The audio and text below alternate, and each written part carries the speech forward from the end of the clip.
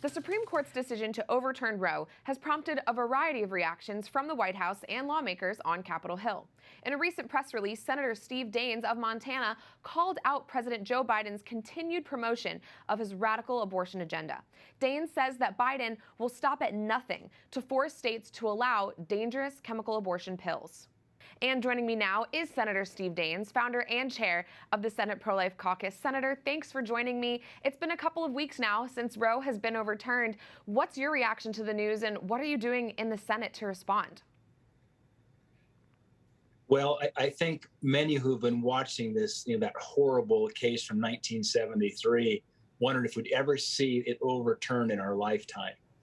And we are so grateful that the Supreme Court did exactly the right thing. They overturned that terrible decision in 1973 and has corrected a historic injustice, one of the worst perhaps in our nation's history, resulting in some 63 million lost lives. So it was a joyous moment. It was a very scholarly opinion. I just am so thankful for these thoughtful justices and Justice Alito's leadership. And there's been so much misinformation about what the court said, but let's just put it out in plain text. What they said is that there's no constitutional right to an abortion. That's clear. Our founding fathers never put it in there.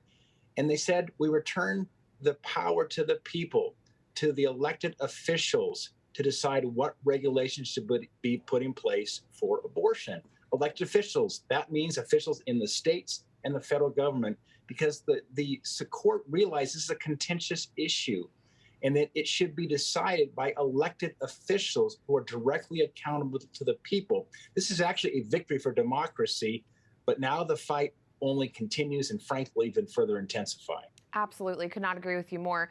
Joe Biden is calling for elimination of the Senate filibuster because of all of this in order to ram through legislation that would essentially codify Roe versus Wade, even though Roe versus Wade is no longer the law of the land. And he most recently advocated for this at a NATO summit. So how does this make our country look on the international stage, Senator?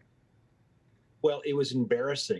It was embarrassing to see our president at a NATO summit saying this. Remember, 47 out of 50 European countries have stronger protections for the unborn than we do.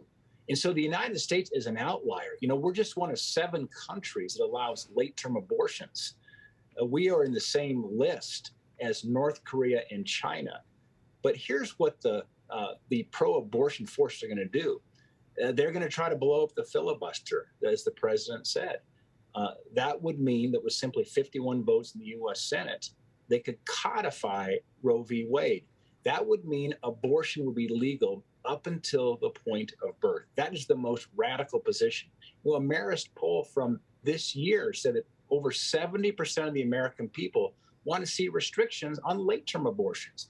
So the Biden administration is way out of step with where the American people are. But I've heard some of my colleagues just in the last week suggest that they should establish abortion clinics in national parks on federal lands as a way to get around the authority of states that want to protect the unborn. Very unfortunate. That could be very dangerous. And several states led by Democrats have taken steps to protect abortion access now that Roe is overturned. Meanwhile, a dozen pro-life states, over a dozen, have essentially stopped all abortions in the last couple of weeks. So how is all of this activity in the states impacting federal legislation that we might see in the coming days, particularly in the Senate?